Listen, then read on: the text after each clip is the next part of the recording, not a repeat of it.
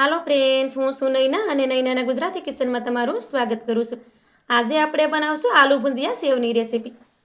આ રીતે તમે સેવ બનાવશો તો સેવ એકદમ ક્રિસ્પી બનશે અને આ સેવ ખાવામાં બહુ ટેસ્ટી લાગે છે અને આમાં તેલ બિલકુલ પણ નથી રહેતું. તો ચાલો રેસીપી બનાવવાનું ચાલુ કરીએ. મસ્ત બની છે મમ્મી, બહાર દુકાન જેવી બની છે. આવી પાછી ફરીવાર ઘરે બનાવજો.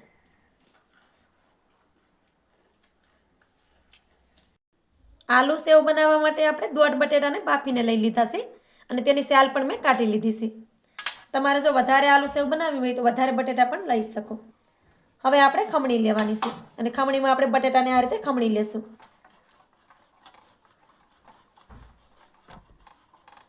આ રીતે આપણે બટેટાને ખમણી લીધા છે. ખમણવાથી તેમાં ગાંઠા છે તે નહીં રહે, તો બટેટાને હંમેશા ખમણીને જ લેવાના. હવે તેમાં આપણે સ્વાદ પ્રમાણે મીઠું નાખી દઈએ. થોડીક આપણે હળદર નાખી દઈએ. અડધી ચમચી ભરીને આપણે મરચું નાખી દઈએ.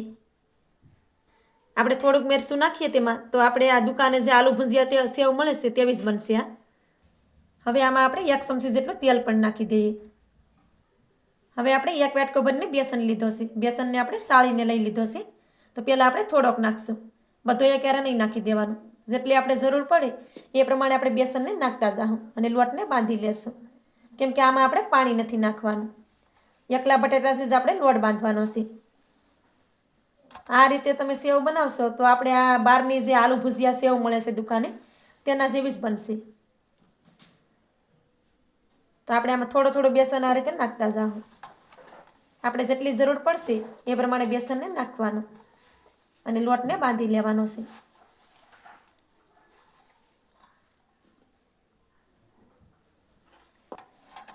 આ રીતે આપણે થોડો થોડો બેસન તેમાં નાખતા ગયા છે અને લોટને આપણે બાંધી લીધો છે. તો લોટને આપણે આ રીતે રાખવાનો છે. વધારે પડતો તેને કઠણ નથી રાખવાનું. જો આપણે તેને કઠણ રાખશું તો સેવ છે તે સરખી બનશે નહીં. તો લોટને આપણે આ રીતે ઢીલો જ થોડોક રાખવાનો અને આપણે એવું લાગે કે લોટ હાથમાં સોટે છે તો તેમાં થોડુંક તેલ નાખી દેવાનું, જેથી કરી લોટ છે તે હાથમાં સોટે નહીં. તો આપણો લોટ એકદમ પરફેક્ટ બંધાઈ ગયો છે.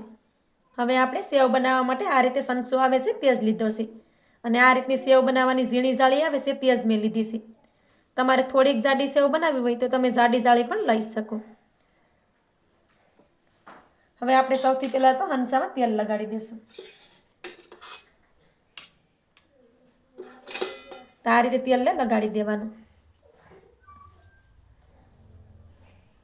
અને પછી આપણે જાળીમાં પણ તેલ લગાડી દઈશું.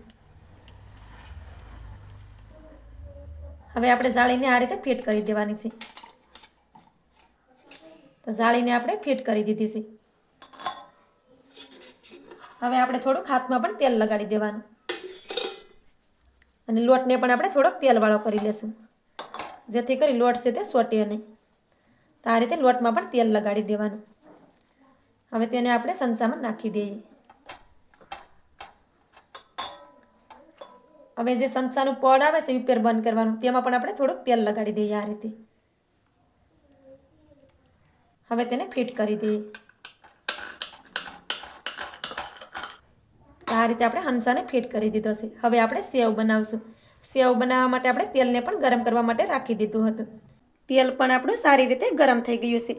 હવે તેમાં સંચાને ફેરવતા જઈએ અને સેવને પાડી લઈએ. તો આ રીતે હંસાને ફેરવતા જવાનું. તો તમે જોઈ શકો છો કે સેવને આપણે પાડી લીધી છે. અત્યારે આપણે સેવને પલટાવવાની ઉતાવળ નથી કરવાની. એમાંથી થોડાક જાગ ઓછા થાય પછી આપણે તેને પલટાવશું. સેવને આપણે થોડી વાર પછી જોઈએ તો તેમાંથી થોડાક જાગ આ રીતે ઓછા થઈ ગયા છે. હવે આપણે સેવને બીજી બાજુએ પલટાવી દઈએ. હવે સેવને આપણે ક્રિસ્પી થાય ત્યાં સુધી તળી લઈએ. સેવને આપણે બંને બાજુ ફેરવતા ગયા છે અને ક્રિસ્પી થઈ ત્યાં સુધી સેવને આપણે તળી લીધી છે. અને સેવ આ રીતે તળાઈ જશે તો તેમાં રહેલા ઝાગ છે તે બધા જ ખતમ થઈ જશે. તો હવે સેવને આપણે કાઢી લઈએ અને સેવ તમે જોઈ શકો છો કે એકદમ ક્રિસ્પી બની છે અને એમાં તેલ પણ બિલકુલ નથી રહેતું. તો તેને આપણે થાળીમાં કાઢી લઈએ. હવે આપણે આ જ રીતે બધી સેવને તળીને રેડી કરી લઈએ. આ જ રીતે આપણે બધી સેવને તળીને રેડી કરી લીધી છે અને સેવને આપણે જોઈએ તો સેવ છે એ એકદમ ક્રિસ્પી બની છે. 1.5 જ બટેટામાંથી આપણી કેટલી બધી સેવ બનીને રેડી થઈ ગઈ છે. તો આ રીતે સેવ તમે પણ ઘરે બનાવજો. તો મારી આજની રેસીપી તમને સારી લાગી હોય તો લાઈક કરી કોમેન્ટ કરી દેજો. ચેનલ પર નવા હોય તો ચેનલને સબસ્ક્રાઈબ કરવાનું ભૂલતા નહીં. તો મળીએ એક આવી જ નવી રેસીપીની સાથે. ત્યાં સુધી બધાને જય માતાજી.